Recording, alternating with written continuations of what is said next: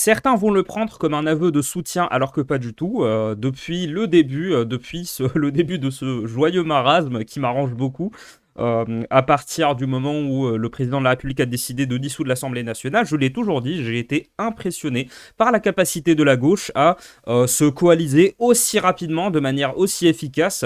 Par contre, donc petit contexte pour ceux qui ne sont pas au courant, qui ne suivent pas les élections, on a eu le nouveau Front Populaire qui est une coalition de plusieurs partis, donc les partis majeurs de gauche, on a la France Insoumise, Europe Écologie Les Verts, on a le Parti Socialiste, on a Place Publique de Raphaël Glucksmann, l'intégration de Place Publique ne s'est pas faite sans justement les difficultés dont je vais vous parler par la suite, on a le Parti Communiste Français bien évidemment, et tout un tas de mouvances et d'associations qui se sont joints à cette coalition pour éviter que, d'après leur dire, pour éviter que le RN n'accède au pouvoir en ayant une majorité absolue à l'Assemblée nationale. Donc voilà, il y a beaucoup de mobilisation. La gauche communique beaucoup sur le fait que le RN risque en effet d'avoir une majorité. Moi je pense que le RN aura une majorité relative à l'Assemblée nationale. Monsieur Bardella a dit qu'il ne voulait pas être Premier ministre sans majorité absolue. Je pense que c'est juste une manière de pousser les patriotes à aller voter et qu'il sera probablement Premier ministre, mais je l'ai dit, il y a une très forte possibilité à ne surtout pas négliger que ce soit la gauche qui arrive au pouvoir à l'issue des élections, dont le deuxième tour se tiendra le 7 juillet, et dont les résultats commenceront à nous parvenir à partir du 7 juillet à 20h, donc le 30 juin à partir de 20h pour le premier tour, et le 7 juillet, pour le second tour à partir de 20h également. Donc, je vous parlais de difficultés. Voilà, la gauche, ce qu'ils ont fait, c'est quand même incroyable. Et je pense que, encore une fois, le président de la République, Emmanuel Macron, ne s'attendait clairement pas à une telle rapidité. Je pense que Emmanuel Macron s'attendait à ce qui se passe avec la gauche, exactement ce qui s'est passé avec le camp nationaliste, avec Reconquête notamment, qui claque complètement la porte à une union avec le RN et inversement. On va pas revenir là-dessus. Je vous en ai touché deux mots lors de la première vidéo qui a marqué mon retour sur YouTube.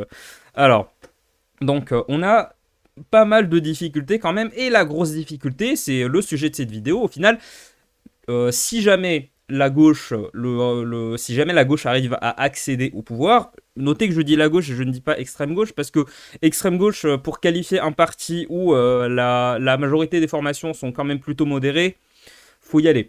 Il y a des gens qui sont pas d'accord avec moi, expliquez-moi pourquoi en commentaire, je serais ravi d'en discuter avec vous. Donc, les difficultés principales, c'est que, j'en ai marre de ces pop-up, la difficulté principale, ça sera que le nouveau Front Populaire, le NFP, devra choisir un Premier ministre en cas de victoire. Et il y a des choses qui sont très intéressantes qui ont été dites là-dessus, puisque certes, on a cette coalition, on a la coalition des gauches. Alors, est-ce qu'on peut parler de coalition? Moi, je pense qu'on peut parler de candidature unique. Enfin, le principe du NFP, c'est que ils se sont arrangés. Enfin, faut faire attention, hein, c'est pas un parti, le NFP. C'est juste une... c'est, on va dire, une espèce de coalition temporaire pour faire en sorte, et c'est là où il faut avoir ces distinctions en tête, hein. C'est pas un parti politique, c'est une coalition. Le principe, c'est une coalition, ce que j'appellerais une coalition de candidature unique. C'est un mouvement, bien évidemment. C'est un mouvement qui a été fait vraiment à la hâte, dans la précipitation. Mais le principe, c'est les candidatures uniques. C'est-à-dire qu'on va choisir des circonscriptions. On va choisir des circonscriptions. Donc là, dans toutes les circonscriptions, ils ont réussi à présenter des candidats, à investir des candidats.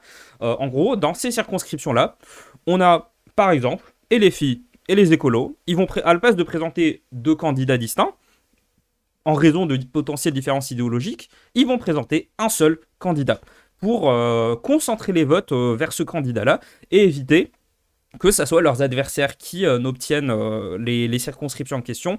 Là, on parle du camp de la majorité présidentielle, qui n'est plus une majorité, hein, ça fait, je crois, à peu près 18% dans les sondages, cette alliance entre le parti de Emmanuel Macron, donc Renaissance, et les Républicains. Voilà, donc on parle d'eux, mais bien évidemment, l'adversaire principal de la gauche, ça reste évidemment le Rassemblement National, guidé par M. Jordan Bardella, et qui a été rejoint par Éric Ciotti et pas mal de militants et de sympathisants, les Républicains. Donc on a cette vidéo, donc on a posé la question, voilà, est-ce que à M. Olivier Faure, donc Olivier Faure, on le voit ici, désolé pour la mise en page qui est désastreuse, là, vraiment, le site d'actu de Orange, il est très loin d'être exemplaire, je sais que c'est pas très agréable aux yeux, mais vous en faites pas. On va pas s'attarder sur cette page, hein. J'ai plusieurs choses à vous montrer comme d'habitude. Donc, comme d'habitude, on va faire passer cette vidéo et ensuite, je vais vous donner mon avis et je vais vous dire qui je soutiendrai comme candidat de la gauche au poste de Premier ministre, même si honnêtement, je ne suis pas de gauche moi-même. Mais je vous dirai électoralement ce qui serait le plus intéressant. Et je vous dirai aussi, de manière subjective, moi, quel candidat est-ce que je préférais. Si jamais on avait une victoire de la gauche, quel candidat est-ce que je préférais à Matignon. Et ensuite, voilà, on va faire un petit peu un tour d'horizon, mais on commence d'abord par regarder ces vidéos-là. Bah, c'est simple. Moi, je souhaite que ce soit l'ensemble de celles et ceux qui formeront cette nouvelle majorité, qui puissent se retrouver au lendemain du 7 juillet et qui puissent ensemble désigner celui ou celle qui sera le mieux placé pour répondre à une situation qui sera une situation compliquée. Comment prendrez-vous la décision? Est-ce qu'il y aura un vote? Oui, moi je souhaite un vote. Vous souhaitez un vote? En avez-vous eu la garantie? Mais il y aura un vote parce que de toute façon, c'est la seule façon d'arbitrer. Moi, je ne connais pas d'autre façon d'arbitrer. Parce que au sein de la France insoumise, et ils l'ont toujours revendiqué comme tel, et quelqu'un comme Mathilde Panot l'a déjà dit à mon micro, il n'y a pas de vote. Ils disent qu'ils ne sont pas un parti traditionnel. Avec des votes, il y a des désignations qui sont parfois un peu opaques. Oui, mais là, vous comprendrez qu'il s'agit d'une majorité. Ce n'est pas la France insoumise toute seule. Si vous faites des calculs assez simples, vous avez en fait, même dans la situation actuelle, vous avez une voix de plus pour les socialistes, les communistes et les écologistes rassemblés. C'est dire qu'il n'y a pas, en fait, un bloc insoumis qui s'imposerait au reste de la gauche et des écologistes. Et moi, je souhaite non pas dire que les insoumis n'ont pas leur mot à dire, mais ça ne peut pas être l'alignement sur tel ou tel. Et je le dis de manière très ferme, la seule façon de faire fonctionner cette nouvelle majorité, ce sera d'avoir un fonctionnement démocratique. En l'absence de fonctionnement démocratique, les choses ne dureraient pas. Excusez-moi. Alors, donc, on va passer à la page suivante qui se base sur le même extrait. Mais voilà, en gros, là, on a Monsieur Olivier Faure, donc, qui est premier secrétaire, je crois. En gros, c'est le leader du Parti Socialiste depuis 2018. Hein. Et Monsieur Olivier Faure est en train de nous expliquer qu'il faudra que ça soit un vote, que en gros, au sein du NFP, vu qu'actuellement, ils n'ont toujours pas présenté de candidat potentiellement Premier ministre. Dans le camp de la majorité présidentielle, et je suis très généreux en les qualifiant de la sorte, on a Monsieur Gabriel Attal. Est-ce que vous voyez Attal comme Premier ministre après le 7 juillet? Absolument pas. Et bien évidemment, Jordan Bardella, qui dans le camp du RN, qui parle déjà de ce qu'il ferait en tant que Premier ministre. Il dit aux Français, élisez-moi Premier ministre, et surtout, il veut avoir une majorité absolue. Je ne pense pas qu'il l'aura. Je pense que c'est très ambitieux de sa part, surtout que, bon, là, on a des pronostics qui se basent sur plein de choses, on a des sondages, mais les sondages, ça ne veut pas dire grand-chose. Alors, dites-moi si vous voulez que je fasse une petite vidéo, vraiment petite dans le sens restreint, en termes au niveau temporel, pour vraiment quelques minutes, pour vous expliquer à quel point il faut se méfier des sondages. Dites-moi ce que vous en pensez, ça serait avec joie que je ferai une vidéo comme ça, même si pour l'instant elle ne s'insère pas dans mon calendrier, donc ça sera une vidéo que je sortirai en complément d'une autre. Donc dites-moi si vous voulez que je le fasse. Donc on a ici donc toujours cette même interview, de ce même entretien de Monsieur Olivier Faure, mais ici on a sur BFM TV, donc ça qui est bien pour les gens comme moi qui aiment commenter l'actualité politique, c'est que les politiciens, les candidats s'expriment constamment. Vraiment, leur agenda, il doit être chargé de 7h du matin à minuit. Hein. C'est un truc de fou. Donc, on a la réponse directe. Et c'est là où je vous parlais de tensions. Et il y a d'autres tensions qu'on va évoquer par la suite, d'autres défis qui vont devoir être relevés par cette coalition du NFP. Il y aura plein d'autres difficultés. Mais là, en gros, on a Monsieur Manuel Bompard qui est une des... ça me fait du mal, si j'étais militant LFI, ça me ferait du mal de le dire, mais qui est un des plus gros représentants de LFI actuellement. Alors, on va voir pourquoi est-ce que ça me désolerait si j'étais sympathisant LFI. On va voir ça par la suite. De fédérer le pays sur une vision. Vous êtes d'accord là-dessus? Votez pour choisir votre Premier ministre si vous avez la majorité. Attendez, si on connaît bien les institutions de la Ve République, on peut voter tout ce que vous voulez. À la fin, c'est le président de la République qui choisit un Premier ministre et qui teste de savoir si ce Premier ministre a la confiance. Vous pouvez lui envoyer un signe en votant. Bien sûr. Nous avons dit la semaine dernière, Olivier Faure lui-même, en début de semaine, moi-même ayant été amené à réagir sur ce sujet, j'ai approuvé ses propos la semaine dernière, qu'à l'issue des élections législatives, le groupe politique qui sera le groupe politique qui détiendra le plus grand nombre de députés au sein de notre coalition, fera une proposition. Pour ma part, j'en reste à cette formule. J'en reste à cette Ouais, clairement, bon, il est pas d'accord avec Monsieur Faure parce que il sait très bien. Alors, donc en gros, on a deux visions. Monsieur Olivier Faure qui est en train de qui nous a dit qu'il souhaiterait un vote que les gens, donc que ça soit, je sais pas, les adhérents. Vraisemblablement, ça sera les adhérents. C'est comme ça que fonctionne une primaire et je ne pense pas qu'ils vont déroger à la règle à l'occasion de la désignation d'un candidat pour être Premier ministre. Monsieur Olivier Faure pense qu'il faut que ça soit tous les adhérents qui votent et ça sera celui qui aura le plus de votes qui sera désigné au poste de Premier ministre. Sauf qu'on a Monsieur Manuel Bompard, donc, qui est issu de la France insoumise, qui nous dit, alors non, il raconte n'importe quoi, parce que de toute façon, c'est le président qui choisit. Alors, certes, c'est le président qui choisit, mais la coutume veut que, on va dire la pratique au moment des élections veut que ce Premier ministre soit issu de la majorité à l'Assemblée nationale. Que ça soit une majorité relative ou une majorité absolue. Madame Borne a été désignée avant qu'elle ne présente sa démission. Elle a été désignée sur une majorité qui était absolument relative. Hein. Même quand on prend tous les camps, toutes les différentes chapelles du camp présidentiel, hein, que ça soit le MoDem, les autres partis centristes, bref. Inutile de nous attarder là-dessus. Donc on a ces deux visions-là. Monsieur Bompard rétorque à Monsieur Faure que en réalité c'est le président qui choisit et que lui il est favorable au fait que ça soit tout simplement le parti qui a le plus d'adhérents, je crois, ou le plus de candidats. Cette formule notamment détiendra le plus grand nombre de députés au sein de notre coalition, fera... Voilà, le plus grand nombre de députés, il veut que ce soit ce parti-là qui choisisse le Premier ministre, c'est-à-dire la France Insoumise, qui est le parti au sein du NFP qui a de loin le plus grand nombre de députés. Je ne pense pas que ça soit très juste électoralement parlant. Je vais vous en toucher deux mots à la fin du visionnage de cet extrait d'entretien sur BFM TV. Une proposition. Pour ma part, j'en reste à cette formule. J'en reste à cette formule notamment parce que je vois bien, mais ça peut être fait par un vote. Mais le groupe politique qui aura le plus grand nombre de députés, ça fonctionne comme ça dans toute coalition. Il est normal que ce soit ce groupe-là qui fasse une proposition de candidat à la fonction de Premier ministre. C'est pas juste pour se faire plaisir les uns les autres. C'est que ce groupe politique qui sera le plus nombreux exprime aussi où est le centre de gravité de cette coalition. Et le Premier ministre qui est nommé, il doit être forcément homogène, cohérent avec le centre de gravité programmatique de ce qu'on veut faire pour changer le pays. Vous savez déjà qui la France Insoumise proposerait ? Non.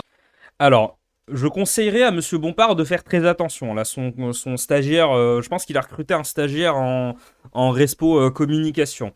Là, il est en train de dire, en gros, voilà, le centre de gravité. Clairement, moi, je vais vous traduire ce qu'il est en train de dire. Le centre de gravité, donc le noyau dur enfin, pas vraiment un noyau dur, on va dire la plus grosse base, que ce soit en termes d'adhérents, en termes de militants et en termes de candidats, en termes de députés, la plus grosse base, c'est clairement la France Insoumise. Hein. Donc là, il est en train de dire, c'est nous qui sommes les premiers, c'est à nous de guider, mais il ne l'a pas dit de manière très fine, hein, franchement. Donc, même si on sent une certaine langue de bois qui s'impose à partir du moment où on est candidat pour des élections, surtout de cette manière-là, dans un contexte où ils ont eu très peu de temps pour gérer leur communication, c'est pas très judicieux de dire ça, puisqu'en fait ça confirme l'image de LFI comme étant un parti tout puissant. Il y en a même qui, même si je ne suis pas d'accord avec cet avis, c'est purement subjectif, il y en a qui traitent la France Insoumise de parti staliniste.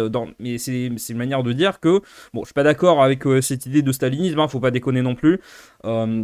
Mais il y a quand même des pratiques qui sont très très autoritaires. Hein. À l'instar de pas mal de partis. Hein. Reconquête d'ailleurs en fait également partie. Il y a des partis comme ça qui sont réputés être très centralisés, très autoritaires. Et la France Insoumise en fait évidemment partie. Je ne vais pas vous dire hein, toutes les rumeurs. Je crois qu'il y a des gens, des anciens comme Tatiana Ventose qui en a beaucoup parlé, des dérives autoritaires de la France Insoumise. Donc là, M. Bompard est en train de confirmer cette image de LFI comme parti tout puissant. Et là, on peut commencer à rentrer dans l'analyse. Hein. La raison pour laquelle M. Bompard, et je pense que LFI est complètement en désaccord avec l'idée de M. Faure consistant à organiser des élections, un peu comme des espèces de primaires en retard, c'est que il y a beaucoup de gens qui sont à LFI et qui ne supportent pas Mélenchon, qui n'aiment pas Manuel Bompard. Petite parenthèse, mais je trouve ça hilarant que Manuel Bompard, ce soit lui qui parle le plus souvent pour LFI ces derniers jours. Alors que M. Bompard doit être l'homme de gauche avec le moins de charisme de toute la 5e République. Désolé si là j'empiète sur mon avis, mais faut qu'ils prennent des cours de théâtre, hein. Faut qu'ils soient coachés, qu'on fasse un truc, parce que c'est pas possible, vraiment. Monsieur Bompard, s'il vous plaît, réveillez-vous, prenez un café, faites comme Manu, prenez un petit rail de coke avant d'aller sur le plateau de BFM et faites quelque chose, ça devient désastreux. Donc, Monsieur Bompard, la raison pour laquelle lui et les filles ne veut surtout pas qu'il y ait un vote, c'est parce qu'il y a beaucoup de gens... En fait, c'est parce que les résultats seraient beaucoup trop imprévisibles.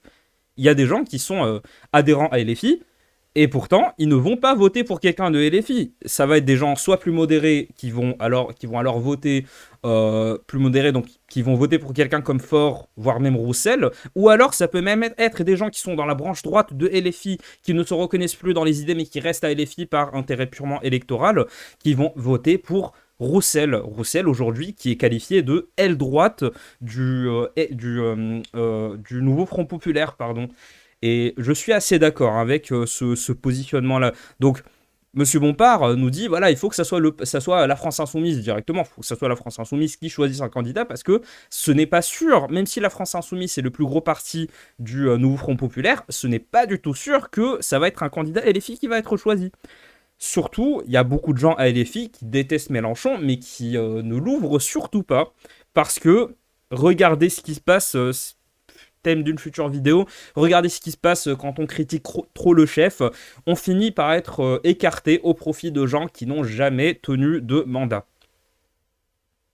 De ce qu'on veut faire pour changer le pays. Vous savez déjà qui la France Insoumise proposerait ? Non, laissez-nous. Vous savez, il faut aussi reconnaître que on a été, il y a une semaine, un peu plus maintenant, 9 jours, que le président de la République a décidé de dissoudre l'Assemblée nationale. Son pari, c'était que nous ne soyons pas en capacité, nous, les différentes formations politiques de gauche, de nous regrouper dans le nouveau Front populaire. Nous avons déjà, l'avons fait perdre la première manche, puisque nous avons réussi à constituer cette coalition. Nous l'avons fait avec un programme, avec des candidatures, et ensuite, il y a un certain nombre d'autres sujets qui sont sur la table. On chiffre notre programme, à la question du Premier ministre, et tout ça, il faut... Il y a beaucoup de choses qui ne viennent pas sur la table, hein, y compris la vidéo que j'en avais parlé dans une de mes dernières vidéos, hein, la place de l'islamisme au sein de la France Insoumise, hein, le fait que la France Insoumise, qui soit le parti majeur du NFP, ait été très conciliante avec des gens qui promeuvent des idées issues directement des frères musulmans. Donc voilà, on fait un petit peu la taquilla, mais ça ne pourra pas tenir très longtemps, votre histoire. Mais ça pourrait être vous ou ce sera forcément Jean-Luc Mélenchon ? Non, mais ça peut être plusieurs personnes à la France Insoumise, bien évidemment. Mais laissez-nous le temps, si vous voulez bien, de pouvoir faire des propositions sur ce sujet. Je le dis d'autant plus parce que je biaise pas le sujet. Je vois bien que face à cette coalition inédite que nous avons réussi à constituer, nos adversaires, c'est normal, cherchent à essayer de trouver n'importe quel sujet qui peuvent mettre des tensions entre nous. Bon, et moi... On va s'arrêter. Bon, alors, Monsieur Bompard nous dit laissez-nous le temps. Ouais, d'accord. Sauf que bon, le poste de Premier ministre, ce n'est pas quelque chose qu'on peut se permettre de prendre à la légère. Surtout qu'aujourd'hui, on est le 20. Et les élections, bah, c'est dans 10 jours. Donc voilà, il faut vous décider. La raison pour laquelle vous n'avez pas encore décidé de qui vous allez présenter en tant que Premier ministre si vous gagnez, c'est parce que déjà... On sait que le nouveau NFP, à chaque fois, ça me sort de la tête, je dis sur le bout de la langue, et ça saute. La raison pour laquelle le NFP n'a toujours pas choisi, c'est parce que ils n'arrivent pas à se mettre d'accord, et surtout que il y a finalement, par rapport au RN, il y a peu de chances que ça soit le nouveau Front Populaire qui réussisse à gagner. Donc voilà, je pense qu'ils sont intelligents. Est-ce qu'ils sont intelligents ? Je pense qu'ils sont en tout cas tacticiens. Voilà, je vais éviter de trop mouiller là-dessus, mais ils sont tacticiens, ils sont pragmatiques, ils sont stratèges. Ils ne vont pas... Ça va leur coûter trop de temps, trop d'énergie, sachant que là, la moindre minute compte, hein, il reste 10 jours, c'est rien du tout, hein, pour organiser des élections. Ensuite, le second tour, ça va être, il faudra qu'ils y aillent avec encore plus de rails de coke. Donc je pense qu'ils veulent pas passer du temps en sachant très bien qu'il y a que les sondages placent généralement le RN en tête. Il peut toujours y avoir des surprises et je pense qu'il faut se méfier des sondages, mais au bout d'un moment, voilà. Donc plein de difficultés qui assaillent la gauche, y compris... Alors, Je vais vous montrer cet article du HuffPost. Comment expliquer la cacophonie du nouveau Front Populaire sur le choix de son Premier ministre. Donc ici, on a cette image qui date du 14 juin. Donc voilà, cette image est déjà obsolète. Parce que bon, on a Monsieur Fabien Roussel du PCF ici. On a ici Monsieur Olivier Faure du Parti Socialiste. On a ici Monsieur Yannick Jadot qui est issu de Europe Écologie Les Verts. On a Monsieur Emmanuel Bompard et Madame Mathilde Panot qui sont tous les deux issus de la France Insoumise. Cette image est obsolète à deux égards. Premièrement, Mathilde Panot n'a pas été réinvestie.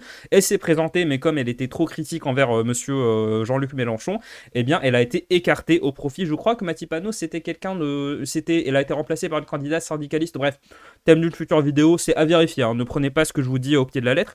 Mais obsolète surtout parce que, eh bien, c'est celle qui représente Europe Écologie Les Verts. C'est surtout Madame Marine Tondelier, qui s'est faite assez discrète jusqu'à aujourd'hui pour représenter le parti des écolos, donc les Verts. Donc on a cet article du HuffPost. Je vous avoue que j'ai oublié le passage que je voulais vous lire. On va voir ça en diagonale. Voilà. D'accord. Donc voilà, il y a quand même pas mal de divisions. Le candidat de sa réélection dans le Val d'Oise fait ainsi référence à un autre mode de désignation sur la table et que les insoumis attribuent à Monsieur Faure, que le nom du potentiel Premier ministre soit proposé par le groupe parlementaire le plus important.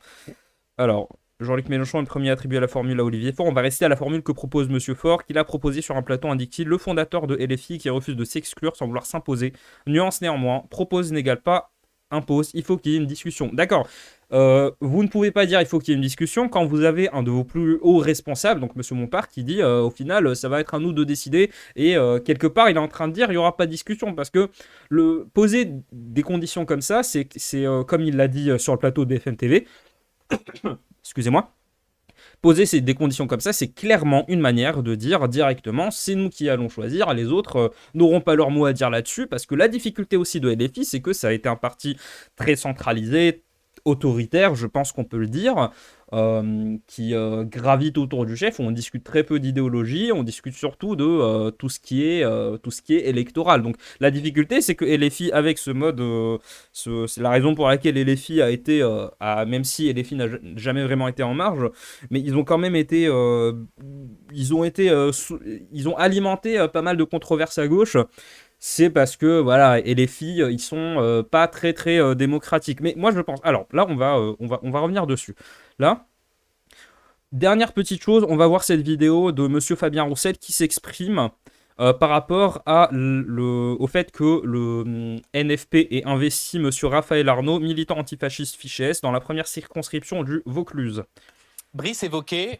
Raphaël Arnaud, candidat, patron de la jeune garde d'un groupe antifasciste qui est candidat dans le Vaucluse et qui est fiché S. Est-ce que vous comprenez, Fabien Roussel, que le Front National a eu l'intelligence de ne pas mettre leur fichier S se pose la question du profil des candidats qui ont été choisis? Je comprends, je l'entends. Et je vous le dis, nous avons demandé à la France Insoumise de retirer ses candidatures. Et alors, qu'est-ce que vous a répondu la France Insoumise? Parce qu'elles sont pour nous contraires aux valeurs que nous comme le reste. Et donc, que vous a répondu la partie majoritaire qui décide, et comme ils ont 200 sièges.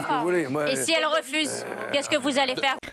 Je ne vous cache pas que ce genre de vidéo est assez insupportable, puisque ça, je veux pas faire mon vieux con, mais ça me manque quand même les années 80 où on laissait les gens à la télé parler, où les gens pouvaient parler. Parce que là, toutes les voix, c'est pour ça que je ne regarde jamais, enfin en tout cas très rarement, des longues émissions politiques comme ça. Je suis incapable de passer plus de 5 minutes à regarder des émissions comme ça, puisque ça m'énerve. Laissez les gens parler. Arrêtez cette tactique qui nous vient des États-Unis, qui consiste à vouloir piéger absolument tout le monde. Surtout que là, t'as affaire à Roussel. Ça fait des années que le gars, il est constamment face à des journalistes, donc c'est pas toi avec ta petite question qui va réussir à le piéger. Hein. Vous allez poursuivre avec eux. Donc juste, ils vous ont envoyé balader. Ah oui, tiens. Voilà. Comme à chaque fois. Donc c'est pas une union, c'est une dépendance. Non, c'est pas ça, parce que nous sommes en train de construire une majorité. Il y a 577 députés. Bon allez stop, non ce n'est pas très intéressant, mais en tout cas cette vidéo je voulais vous la montrer puisque alors en effet dans la circo du Vaucluse, donc le NFP a investi monsieur Raphaël Arnaud qui est militant antifasciste fiché S. Je vais passer très rapidement sur cette histoire, je vais vous donner mon avis, on va éviter de faire de la langue de bois. Mon avis c'est clairement pourquoi vous avez fait ça? Pourquoi lui? Pourquoi Raphaël Arnaud? Il y a 5 secondes, je vous disais que NFP c'était des stratèges, mais là, c'est littéralement la pire chose qu'ils auraient pu faire. Ils auraient pu dire Ouais, en fait, on dissout le NFP, ça va être que nous qu'on va présenter nos candidats. Ça aurait été moins débile que de faire ça, parce que Raphaël Arnaud, c'est une racaille, le gars. Raphaël Arnaud, alors, ça, c'est des sources qui me sont venues. Raphaël Arnaud, c'est un gars qui se dit antifasciste. En gros, c'est le leader de la jeune garde. Il passe ses week-ends à traîner dans le métro et à proposer des 1vs1 à des gars qui trouvent trop habillés comme des fachos. Voilà, c'est une misérable racaille, c'est une petite merde ce gars-là. De toute façon, ça c'est le mode de fonctionnement de ces gens qui se disent voilà, antifasciste, ce qui est très malin parce que du coup, si tu es contre eux, ils te disent ah, t'es antifasciste, c'est-à-dire que t'es fasciste. Je t'ai eu. Non, vraiment, là pour le coup, je comprends pas pourquoi ils ont fait ça. Ça sert à rien d'y dédier une autre vidéo. C'est complètement inutile. Tout ce qui devait être dit par rapport à Monsieur Raphaël Arnaud a été dit. Monsieur Fabien Roussel a eu parfaitement raison de demander au nouveau Front Populaire, il a parfaitement eu raison de leur demander de retirer l'investiture de Monsieur Raphaël Arnaud. Je vais arrêter de dire monsieur, je vais juste dire Rafou, parce que c'est tout ce qui mérite, c'est immonde merde. En gros, le gars, c'est les gars d'organisations comme la Jeune Garde et tout, voilà, tout ce qu'ils font, c'est agresser des gens qui sont pas d'accord avec eux. C'est des gens qui pratiquent et qui s'engagent pour la violence en politique, pour la violence envers l'opinion. Si t'es pas d'accord avec eux, t'es un facho, ils te tabassent, ils l'ont fait. Et surtout, Rafou, il est passé sur BFM pour dire non, on n'est pas violent, au contraire, on est contre la violence, c'est pour ça qu'on s'engage. Non, arrêtez vos conneries. Les Antifa, on vous connaît, on voit ce que vous faites parce que vous êtes les premiers à diffuser les vidéos où vous tabassez des gens qui sont tout simplement pas d'accord avec vous. Regardez les comptes Instagram comme Youth Antifa, comme Antifa Antifa Squad 2 qui est leur compte de secours. Vraiment, allez regarder ça. Ils ne s'en cachent pas. Ils disent, regardez, on s'est filmé. Nous, on est de la Jeune Garde. On s'est filmé à tabasser des gens parce qu'ils sont fachos. Allez vous faire enculer, sérieux. Non, c'est bon, stop avec cette hypocrisie. La France Insoumise, pourquoi vous avez fait ça? Mélenchon, pourquoi tu t'es affiché avec ce connard? Franchement, c'est un criminel. Le problème, c'est pas qu'il soit fiché S. Le problème, c'est que c'est un gars, parce que bon, les gars fichés S, il y en a vraiment, ça se fait très facilement. C'est pas ça le problème principal. Le problème, c'est que le NFP, ils ont investi une racaille qui a la violence, qui revendique la violence comme principal mode d'action. Ces gens au pouvoir, ils vont te censurer, ils vont te foutre en prison, ils vont rétablir le délit d'opinion, ils vont te foutre en prison parce que tu n'es pas d'accord avec le pouvoir. Gardez ça en tête. Donc, on va revenir sur cette photo-là.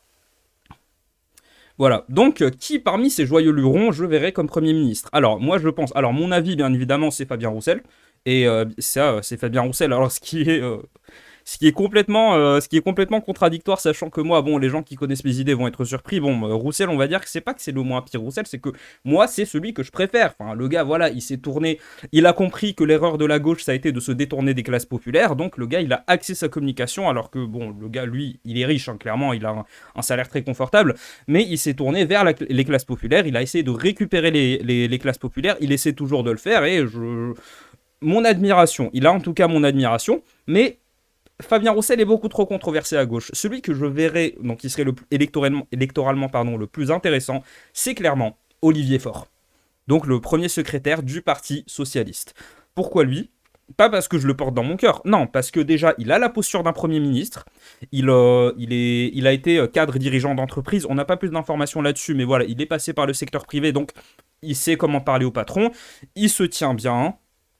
Pour les gauchos qui sont pour les gauchos qui aiment bien toutes ces questions de diversité, il est vietnamien. Donc voilà, est-ce que vous voulez? Non, ça c'était du troll, hein, c'était du troll. Ne prenez pas ce genre de considération en compte pour choisir quelqu'un, pour choisir pour qui voter. Non, c'est une tacle facile à la gauche. Voilà, je vous aime bien les gars, mais lui, je le vois Premier ministre parce que voilà, il a la posture, il a le discours. Quand il parle, voilà, je n'irais pas dire qu'il est charismatique, mais en tout cas, il sait parler, il parle de manière très claire. Et surtout, je trouve qu'il est plutôt consensuel. Hein. Le gars, certes, il a été critiqué sur Twitter, mais ça s'arrête là parce que quand on prend un gars comme Fabien Roussel, que moi, personnellement, j'aime bien parce que je suis de droite et lui représente l'aile droite du NFP, eh bien, il a beaucoup trop suscité de controverses, il y a trop eu de controverses, il y a trop eu d'affaires avec d'autres personnalités de gauche par le passé. Donc, celui que je verrai, c'est vraiment Olivier Faure parce que jusqu'ici, il s'est fait discret, il a la posture, il a tout ce qu'il faut. Certes, il est issu du Parti Socialiste. qui a voté des lois qui faisaient partie des lois les plus néolibérales qui ont été votées ces 10 dernières années, certes, sauf que là, le PS a évolué, le PS est beaucoup plus proche de la France Insoumise, et surtout, si le NFP arrive à garder cette unité après avoir été élu, je pense qu'ils n'auront pas la majorité, mais bon, on fait du pronostic ici. Là, c'est de la chronique politique, hein, c'est pas de la voyance, ma chaîne. Donc, si jamais vraiment ils arrivent à avoir la majorité, lui, je le vois beaucoup plus comme Premier ministre parce qu'il s'est fait discret. C'est quelqu'un qui est politiquement, il est bon, dans les idées, il est très bon. Il arrive à ne pas se faire piéger par les journalistes. Donc voilà, ça indique quand même pas mal de capacités parce que vous verriez qui à la place? Mélenchon, sachant que Mélenchon, je suis quasiment sûr qu'il y a au moins 30-40% des gens de LFI qui ne voteraient pas pour lui s'il y avait une primaire du NFP. Donc, on verra comment ça va se passer. Là, je vous ai donné mon avis. Je n'aime pas les réponses de Normand du genre « Oh, lui, machin truc ». Non, je vous dis clairement, celui que je porte le plus dans mon cœur, c'est monsieur Fabien Roussel, et celui que je verrai le plus à Matignon, celui qui a la posture, qui sait bien se comporter, qui est suffisamment consensuel, c'est bien évidemment monsieur Olivier Faure. Si monsieur Quatennens n'avait pas foutu une baffe à sa femme, si c'était pas un énorme connard, bah lui, je le verrais plus parce que Quatennens, il était auparavant, avant cette affaire-là, il était beaucoup plus consensuel que monsieur Olivier Faure. C'était clairement celui, j'avais fait une vidéo là-dessus d'ailleurs, c'était clairement celui qu'on voyait succéder à Mélenchon.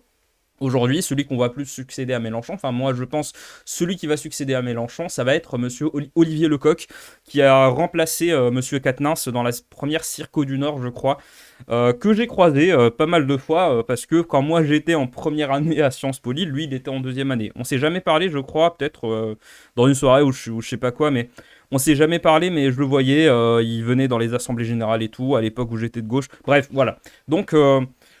suffit les pronostics, on en a assez parlé, donc on se dit très bientôt, donc à demain pour la prochaine vidéo. Salut!